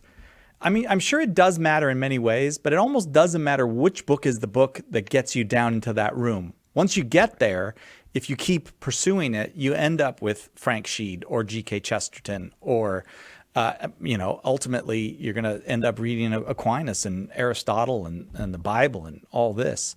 But you got to get into all that stuff. Yeah, all that stuff that made us, the stuff that makes us. That conversation that's under the wider conversation, if you won't read books, you won't get into that conversation. You're not going to end up there. That's right. That's right. And I didn't read these books in the optimal way. I mean, I read them as motivated readers, and that really helps. If you approach a book and you say, I've got a problem and I want this book to help me, that's being a motivated reader. Or if you pick up a title and you say, this book is provocative, or I'm going to see the provocation of this book and I'm going to be a motivated reader, that's important. So I had that. But what I didn't have was somebody to read with. And as Adler said, solitary reading is like solitary drinking. You should read with other people, and gets you into the conversation. All right, callers, I've kept you waiting long enough. We're going to get to your books, your book suggestions, your ideas about the importance of reading books, especially in the Catholic context, right after this. Catholic Answers Live. We're here for you. To many people, even many Christians, purgatory is a fantasy, or worse, a wicked lie invented by the church to make salvation complicated and keep people in fear. But I'm here to tell you that purgatory is fact, not fiction. The Bible supports it, Christians have historically believed in it, and it makes theological sense. In my new book, Purgatory is for Real, I provide the evidence and reasoning to help you understand this controversial doctrine and demonstrate how it's actually a joyful, hopeful reality, not something shadowy and mysterious, but a sign of God's love and mercy. To get your copy of Purgatory is for Real, visit shop.catholic.com today or ask for it at a good Catholic bookstore near you. Did you know you can access Catholic Answers Live right from your phone or other mobile device? Download the Catholic Answers Live app today. The Catholic Answers Live app, available now on iOS and Android. If you spend any time on Twitter, Facebook, or mainstream media, you're probably familiar with the litany of slogans that skeptics employ to rescue you from the foolish belief that God exists. The constant onslaught seems to leave people with the idea that they have no alternative but to embrace atheism. How can a Christian respond? In One Less God Than You, John DeRosa breaks down 20 of the most common atheist challenges and shows you how to craft effective answers. Atheism is more aggressive and widespread than ever. Read One Less God Than You and prepare yourself to respond with the joyful truth that God is real. To get your copy of One Less God Than You, visit shop.catholic.com today or ask for it at a good Catholic bookstore near you.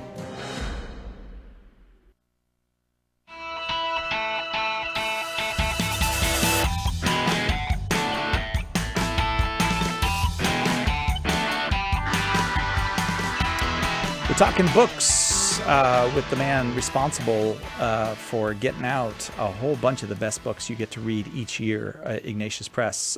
From Ignatius Press, Mark Brumley is the president of Ignatius Press. We have to get to callers, though, in all fairness. So yes. We're going to go to Jane in El Paso, Texas, listening on EWTN Radio. Jane, delighted to have you for our books conversation. Go ahead with your question or comment or whatever else you got.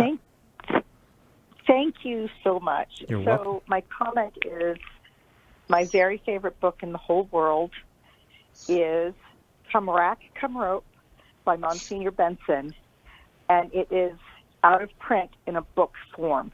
I ordered it from Amazon, and when I reread it, they were missing chapters, which were like the key chapters, and I don't know if you guys have either read that. It's a historical fiction, but it's a beautiful book on martyrdom. But there's a beautiful book, a beautiful part about vocation, and I always recommend it to my young people when I talk about marriage and priesthood because Wonderful. It's just so great. Mark, what do you know about Come Rack, Come Rope? Well, it is, as she says, a beautiful book. I don't want to say anything about the publisher. You and I were talking off air that I thought that book was in print. But she's saying chapters are missing from the current print version. So that's good to know. I mean, it's not good to know that there are chapters missing, but it does mean that there's a place for a new edition or new printing of it. I I think that book has come up as a possible candidate for what's called Ignatius Critical Editions. It's a series of classic works that we publish at Ignatius Press. If it hasn't been included in that list, Joseph Pierce, if he's listening, who's the general editor, is going to say, I got Brumley. He's committed on the air to do this, which I'm not doing. But I do think it would be something for us to consider. So thank you for mentioning it. And, in a kind of a indirect way, thank you for telling us that the print edition that's out there is inadequate. It's incomplete, yeah. So that's a complete commitment, Jane. He's going to do it at Ignatius Press. Did you catch that? I will love you forever, because I read it about 22 years ago when my daughter was. I always figure out what I was reading when my babies were born, and Oh, so yeah. She was just born, so I read it 22 years ago, and then I ordered it off of Amazon because Sophia Press or Sophia Institute Press is the one that originally, that's how I was introduced to that whole publishing company, and then they don't make it, and so Right. I went secular to Amazon, and they're missing chapters, and it's like sacrilegious. I don't know. It's just but that's how you feel though. When you love a book, this is a part of you. This is not right. This is no longer negotiable. It'd be like if somebody took some chapters out of the Lord of the Rings for me, it'd be like, wait, excuse me, that's like you can't do that. That's an amputation. All right, so we have a rock solid commitment from. Thanks, Jane. Thanks very much. I think Joseph Pierce is calling my phone right now. No. Let's continue our conversation about books, especially if those books have had anything to do with your conversion or for the deepening of your conversion to faith. But we just love talking about books too, and spending time with Mark Brumley, and it's all good. Let's go to Bob in Omaha, Nebraska, listening on Spirit Catholic Radio. You there with us, Bob? Yeah, hello. Hi, Bob. What do you got for us?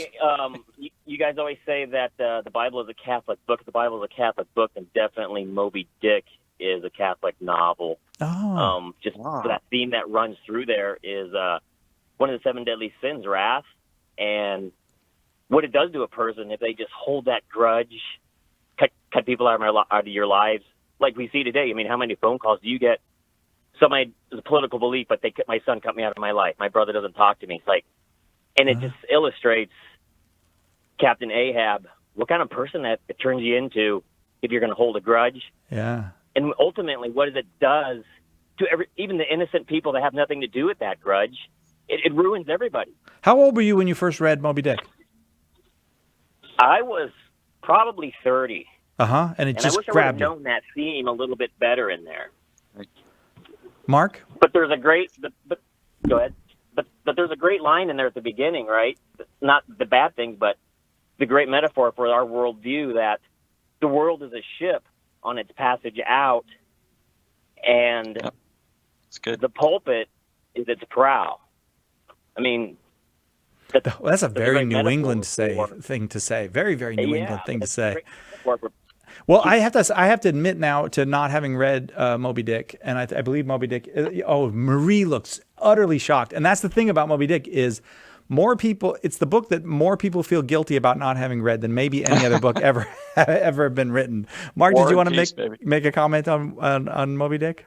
Oh, there's a lot we could say about Moby Dick. It certainly is a great book, and by the way, I'm not going to miss the opportunity to alert listeners to the fact that Moby Dick is one of the volumes in the Ignatius Critical Edition series, which has these wonderful annotations and essays to help the reader fully benefit from the reading of this classic book. So I want people to go out and get a copy, not just of Moby Dick, that's good, but get the Ignatius Critical edition of Moby Dick. So that's one point I want to say. The other thing I want to say about Moby Dick is I think everything the caller said about Moby Dick is true. There might be some qualifications I want to make here and there, but the key, I think, for a lot of people is I would say about it something that I heard said in a lecture recently about Silas Marner,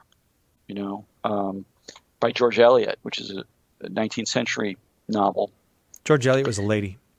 George Eliot was a lady. That's right. I just I love saying that because it makes me look so that's smart. a whole conversation in its own right. Yeah, go but ahead. This lecture said of Silas Marner, it's a great book if you don't read it too young. Now, oh, how interesting. What I think he meant by that is that oftentimes we're introduced to these books at an age where our experience is negative. And I don't think that that's essential. I don't think it's the case that it has to be. But it takes more teaching ability and more teaching prep and more teaching talent to teach Moby Dick to a 9th grader than it takes to teach Moby Dick to a college student or to a young adult. Now, things have changed a lot with respect to readers, so maybe that statement is not. We want to qualify it even more, but I think that's true. I had the experience. I don't know. Now, maybe a year or so ago, maybe it's more like 2 years now, of rereading the Iliad by Homer. Right now, so this is a book I supposedly read in high school, which I really didn't. And then, because I was a double major, history and education major in college, I read the Iliad in college. Okay, but when I just reread it, as a married man with 5 children who raised 5 children. It was like reading a completely different book. Isn't that the truth? Yeah. The perspective that I brought of someone who had lived, a fair amount of life was completely different from what I brought when I first looked at that. I won't even dignify the expression reading it or read it in high school because I didn't really read. I certainly read it cover to cover, and what I read of it, I wasn't taught how to read and benefit from reading even at the level I could have benefited from as a high school student. I'm not here to trash my high school education, but that's the case. So I think that often happens with these books. But it often happens with people too, though, that you're really not ready to be a book reader in high school. There's people that are just not. And I, my wife is one of these people who when she's about in her early to mid 30s, she starts this daily reading thing, and she's like, I can do it now. I understand what these novelists are talking about. I understand what this, it just all kind of comes together in a clear way. And then she got smarter than me. It ruined our marriage. There you go. Okay, that's not true. That part's not true. I have to mention a Catholic Answers book, One Less God Than You, How to Answer the Slogans, Cliches, and Fallacies of the Atheists Used to Challenge Their Faith.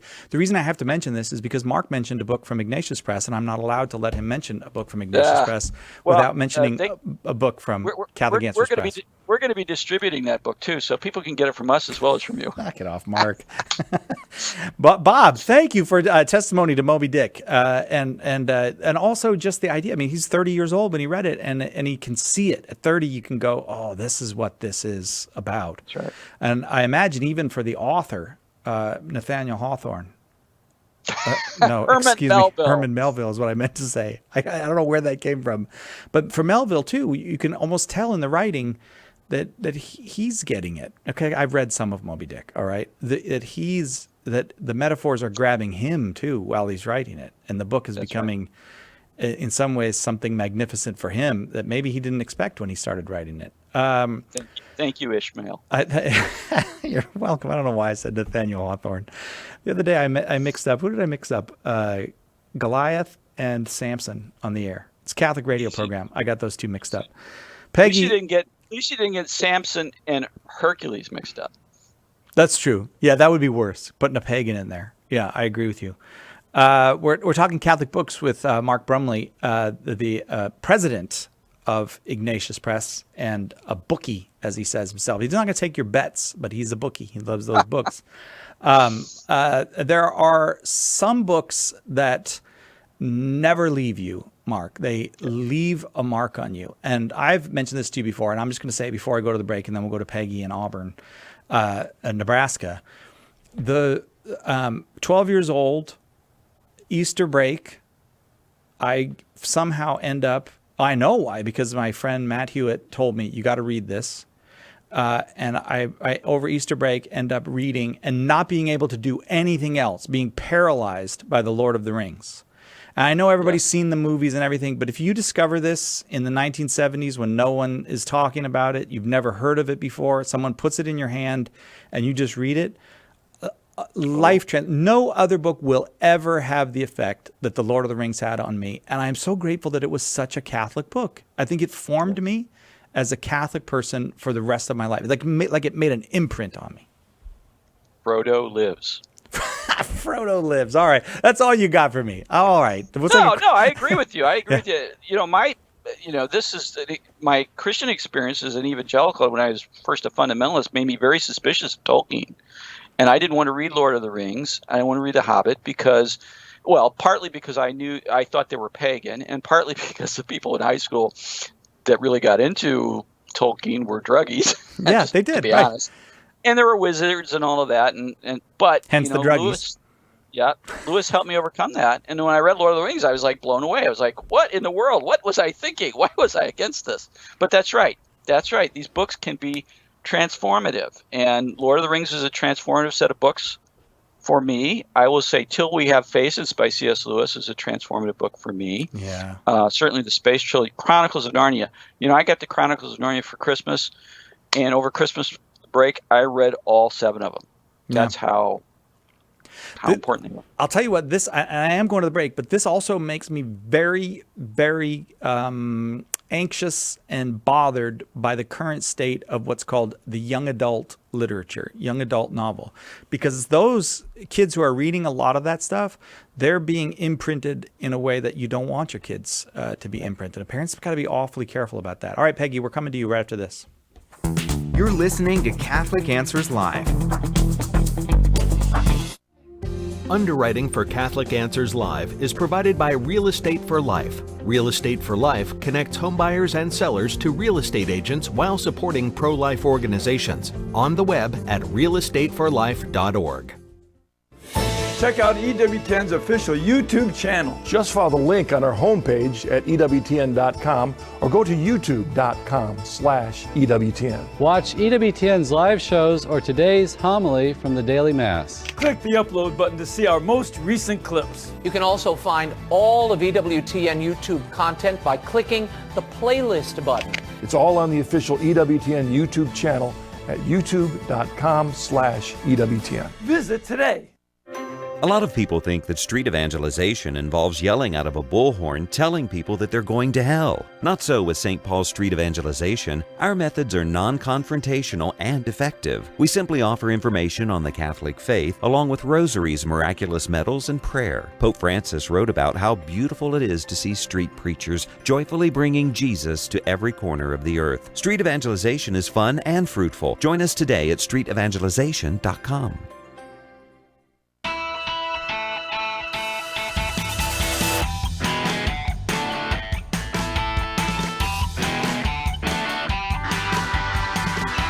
All right, Brumley, look, it's all callers from now to the end of the show. You got it? It's all callers. We'll do our best. We're talking books with Mark Brumley, the head in charge of books for all Catholics because he's the president of Ignatius Press. We go down to, we go to Peggy in Auburn, New Mexico, listening on Spirit Catholic Radio. Peggy, sorry to keep you waiting. Auburn, Nebraska. Oh! That's okay. I'm having a terrible day. New Mexico's a great state, too. Yes, and Nathaniel Hawthorne is a great author, too, but you got to say the right thing. He is that's a great author. That's one of the rules. Go ahead, Peggy. Yes. Save me, Peggy. Save me. Well, okay, I have 2 great books. I'm a cradle Catholic. I was confirmed in the Catholic Church on Pentecost Sunday of this year, and I have 2 great books that kind of helped me along.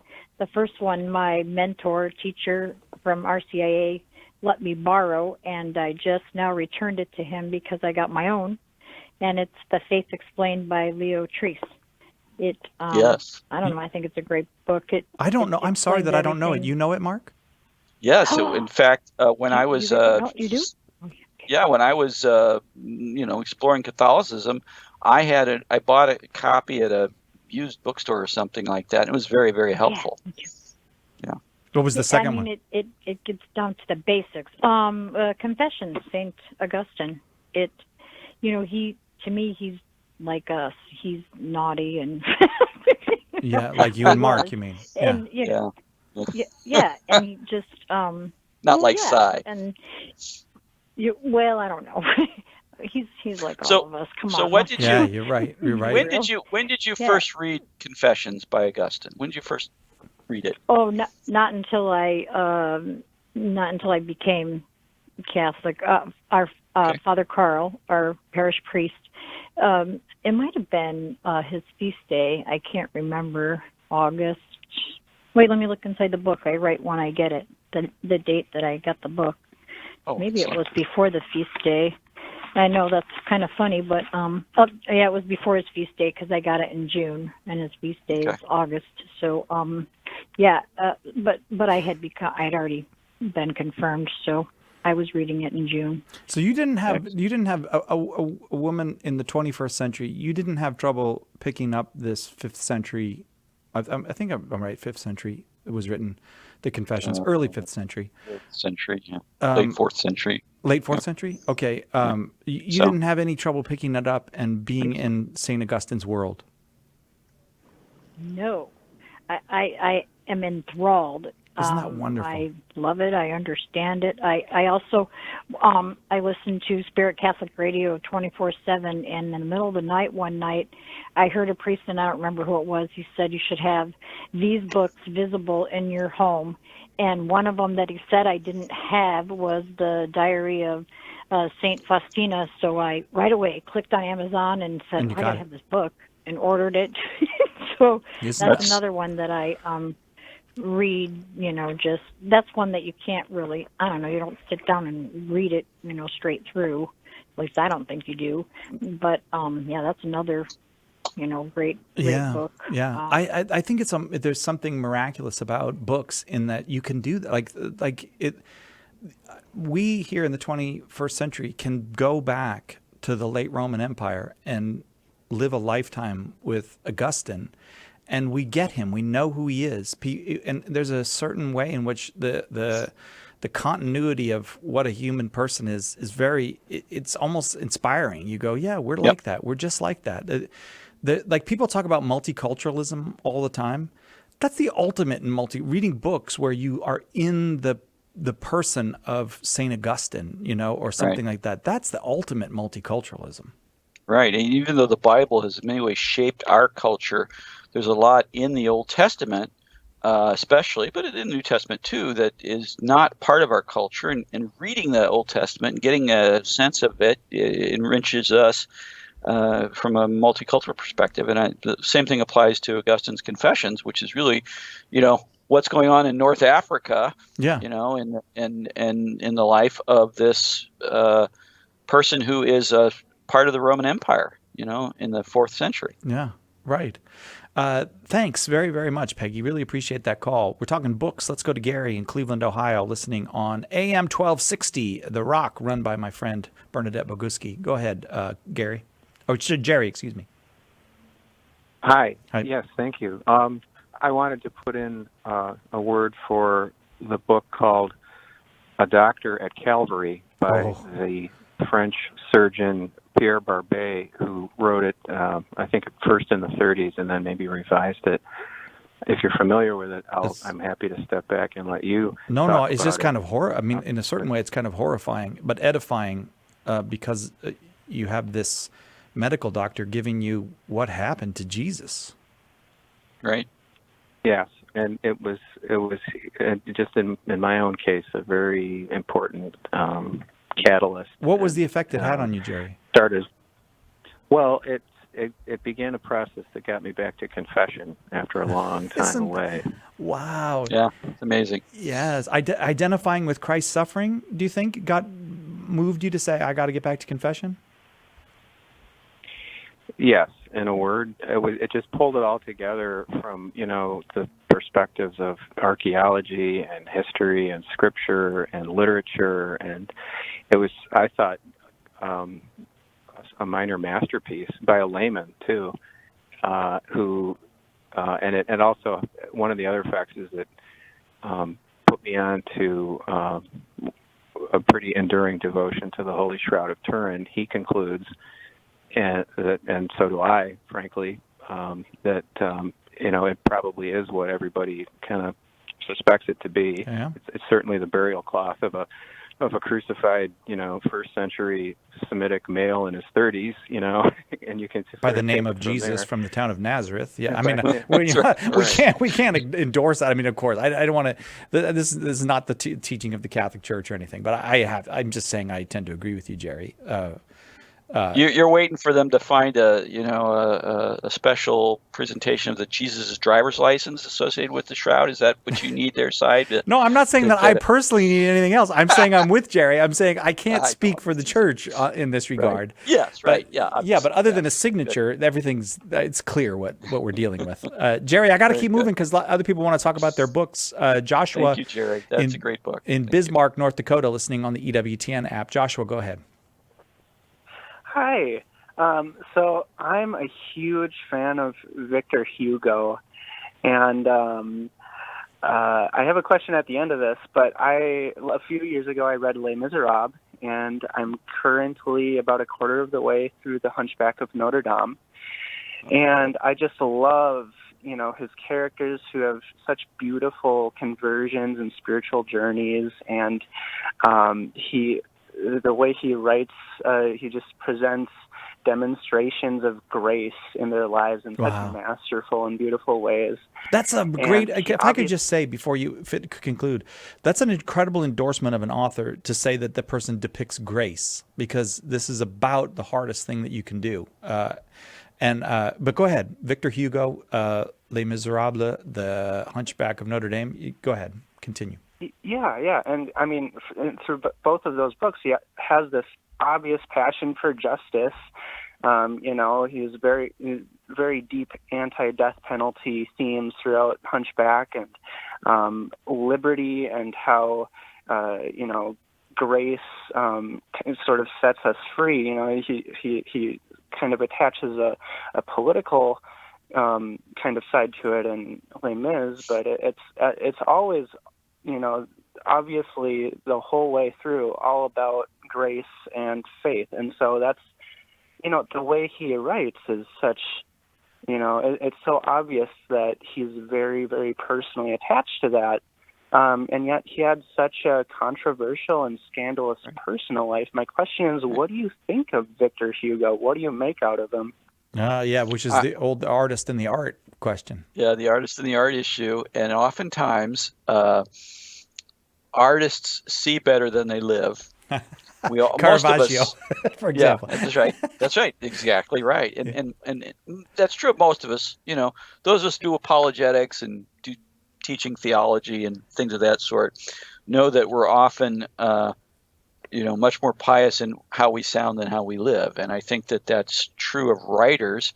And sometimes writers see things that actually, and they allow other people to see things that, were you to summarize what is being seen in a proposition, the writer would say, I think that's false.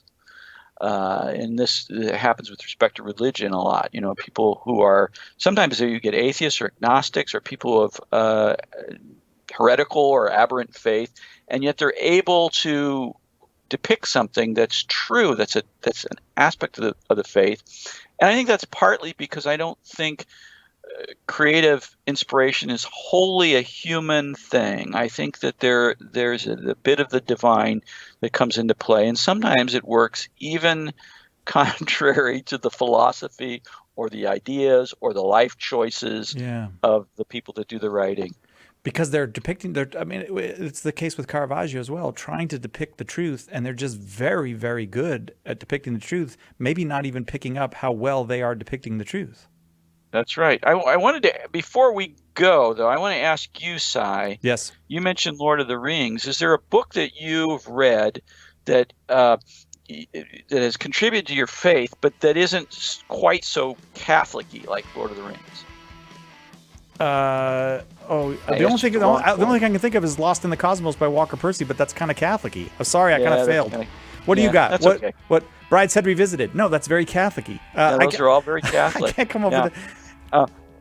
You have to have me back, and I'll talk about science fiction books that I've read, written by atheists, that helped me become better Christian or better Catholic.